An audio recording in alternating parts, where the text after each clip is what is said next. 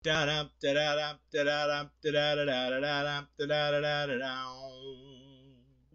does that even mean, Bowers Game Corner?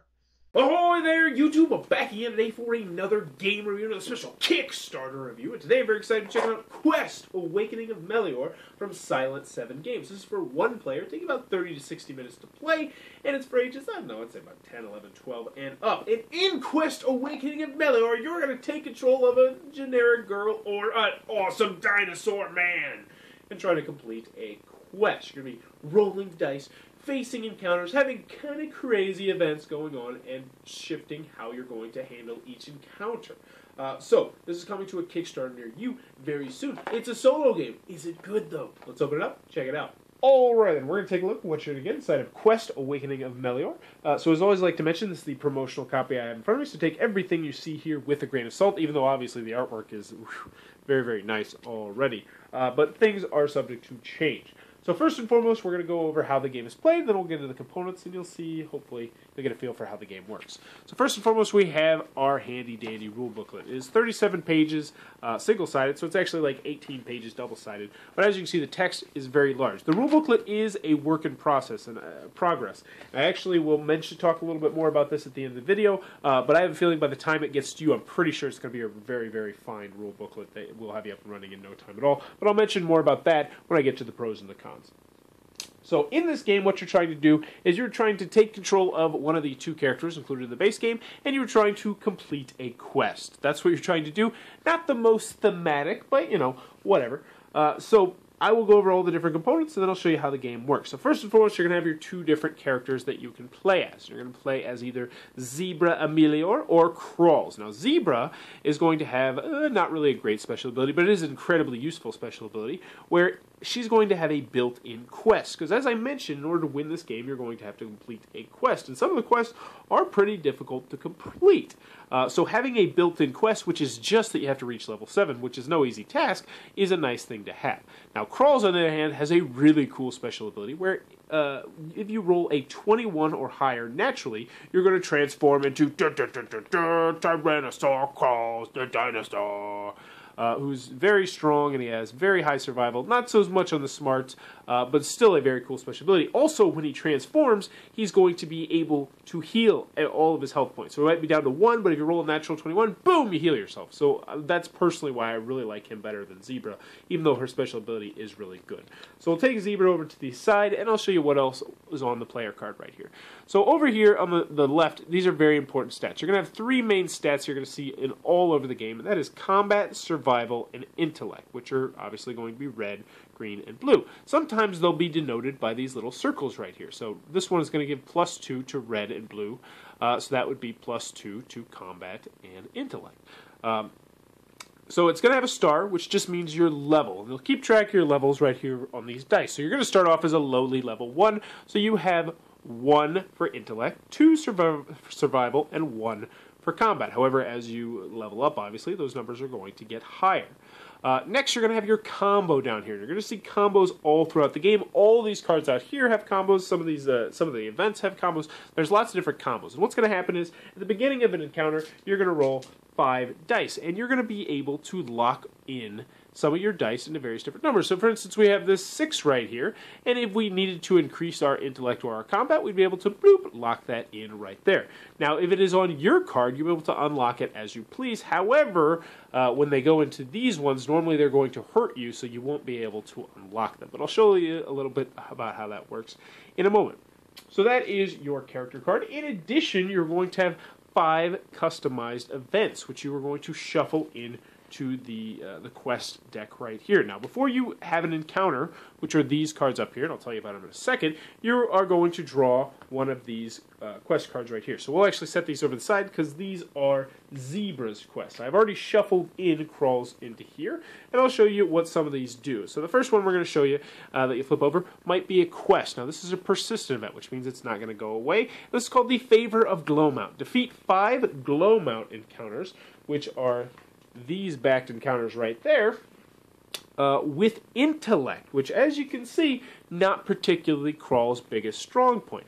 If you can do that, then you're going to just win the game. Hooray! You could do that potentially in 5 turns if you got extremely lucky. The problem is you're going to have to reset the count if you defeat a Glowmount encounter with combat. As you can see, there's little circles right here, so you'll be keeping track of that like so. So that's kind of useful and cool right there. The other quest you can potentially take is Destroyer of the Curse. Defeat 5 Glowmount encounters with combat. Reset the count if you defeat a Glowmount encounter with intellect. So essentially you'll be bouncing back and forth. This is actually one I really like to see. So this is actually one of these special events I mentioned that Crawls has, which is Transform, which can be good or it can be bad. Because if you're Crawls, that's great. It's like, boom, I'm a dinosaur. If you're the dinosaur, you're like, yeah, that kind of stinks because I go back to puny Crawls.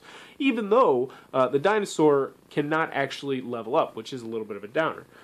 So we'll go over some of the other events. Replace the first 5 you roll with a 2, and then you discard this. After your initial roll, add a die to your die pool on a value of your choice. That one is an extremely helpful one. You gain +1 combat, +1 survival, and +1 intellect this encounter. Very, very helpful. Whenever you defeat a Glowmount encounter, gain 2 hit points. Hooray! This is a persistent event. This was called a boon. Whenever you see these, that means it's going to be a really good thing. However, you can only have 3 at a time, and when you get 4, you have to make those difficult decisions of, oh, which one do I want to keep? Which one's going to be more useful going forward? So this one, Dire Threat, because there's good ones and there's also bad ones. It's all going to be completely random. For each of the encounter's combos that increases, and remember, combos are these numbers that are going to be locked in right there, that increases one or more of its stats, raise the stat increase by 1. So, ouchie, that one's really going to hurt. The last kind of cards I really want to mention, obviously we have some experience points cards, which some cards will tell you to take, and hopefully we'll see one up here. We also have setup cards, which are not so useful when you first start the game. However, once you know how you're playing, this is a great little thing to come back and be like, all right, how do I set this up again? And this will walk you through how to do it, and you'll be like, just kind of a jog your memory card, which is always nice. So we're going to have encounter cards up here. They're going to be set up in a very specific pyramid. You're not going to use all the cards, because as you can see, we still have a bunch of cards right here. And when you first start out an encounter, what you're going to do is you're going to flip over an event card, do whatever it says. So when you defeat a Glowmount encounter, gain 2 health points. So that's cool. We set that boon over to the side. We're going to flip it over, and we have Lost Souls. And we have to defeat this or tie this. Now, if we defeat it outright, what's going to happen is that we're going to get to keep this card. It'll be worth an experience point, and we get 3 experience points. We'll be able to level up our character and get more powerful in all of our stats. So, this one is Lost Souls. She has a 2 combat, because it's star +1, and this is a level 1, since we are on the first time we're doing a pyramid. The second pyramid will be 2, and as you can see, you're going to move that up over here as well.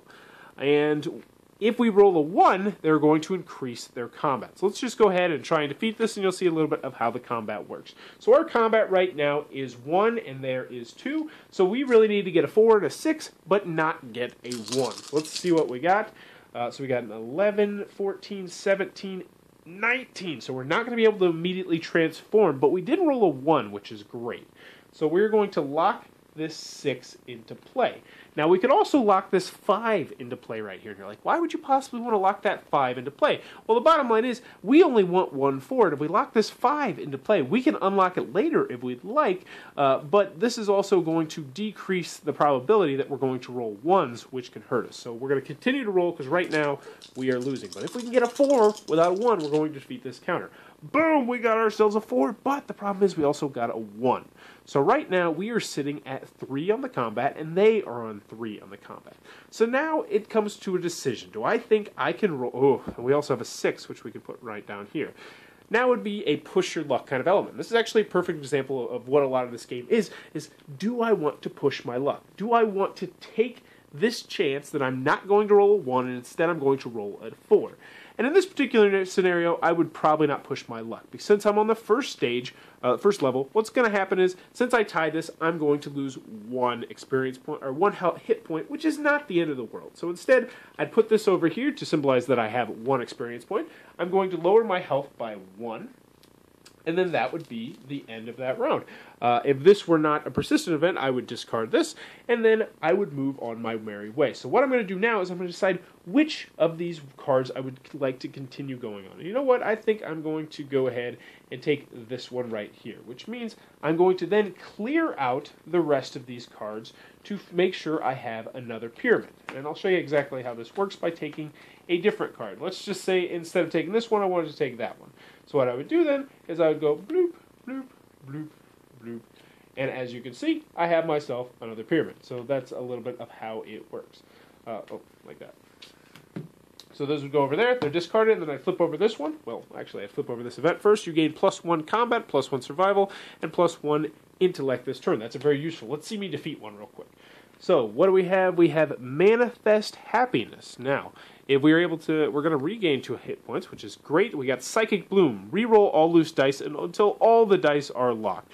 And you know what? That's probably going to take a little bit too long, since I'm trying to keep this little part short. But as you can see, you're going to continue to do these encounters. Once you've gone through all the encounters, you're going to move on to the next level, which means, once again, you'll bump it up to 2, which means all these stats that were at 1 are now going to be at 2, but hopefully by then you'll have enough experience points so that you will level your character up and do that sort of thing. Eventually you'll come on to quest cards, and if you can complete a quest before you are annihilated, you're going to win the game. Now, one more thing I want to mention that I briefly touched on and I did not, is that the push your luck aspect in this game. When you're first starting early on, there's really not too many reasons why you would or wouldn't push your luck. It's normally pretty cut and dry because you can't lose too much health. However, as you increase in levels, so once you're onto the 2nd level and the 3rd level, you can lose quite a bit of health, like enough that it might potentially kill you 1 or 2 encounters in. So that's when really those decisions kind of come into play.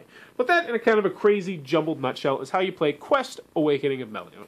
Oh, great dopery. Quest Awakening of Melior from Silent 7 Games. Let's go to the pros, let's go over the cons. First, on the con side, the game's not going to be for everybody. It's a solo game. If you don't like solo games, this one's probably not going to change your mind. Also, the gameplay can be a little bit repetitive. You're going to be doing the same thing over and over and over again, even though you are going to have a different event and a different encounter each time. The gameplay is very repetitive. Also, it is push your luck. If you don't like the push your luck mechanism, this one might not be for you. The biggest con I think that some people are going to have with this is that this is incredibly luck-based. If you roll poorly, you will not win the game. It's that simple. If you roll poorly consistently, I should say, you're not going to win the game. There's not really too much you can do to offset that random luck, but that's true in just about every other dice game. Well, in a lot of other dice games. Now, the last big con I have with this game is that, well, also there's really no theme, which is going to turn some people off, is this rule booklet. And I'm going to give this a mulligan. I'll explain to you why, and actually I'll let you peek a little bit behind the curtain. So, I got this rule booklet, and it was bad. I told them this is bad. Now, I have had a lot, and you'd be shocking. You'd be shocked at how many people have done this. They just say, okay, well, when's the preview coming out? That's what they say to me. No, not Andrew, the creator of this game. He's like, oh man, that's no good. What can we do to fix this rule booklet? Let's Skype, let's talk, let's get this worked out.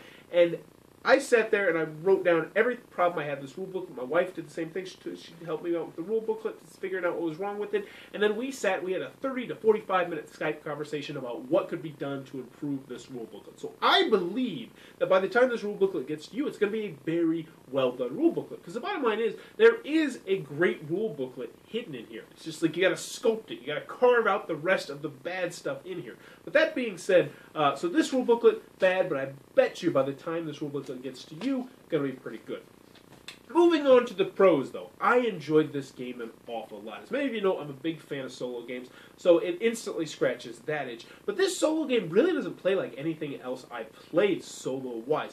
I like the combo system. I love the push your luck system. I like those decisions that you have. That you saw one in the middle part of the video where it's like, all right, right now I'm tied. So technically, I'm going to take this victory, but I am going to take a little bit of health points. Now, obviously, in that scenario, it was a pretty easy decision. But if you're on level 5 and you're going to be taking, more damage than that, it's like, ooh. Or if you only had 1 health left, it's like, well, that's a no-brainer. I have to push my luck and keep going, and I like that an awful lot. I feel like it's kind of difficult for solo games to do the push your luck aspect. Like Dungeon Roll is one that tried to do it, and I didn't really feel like it succeeded when you played solo.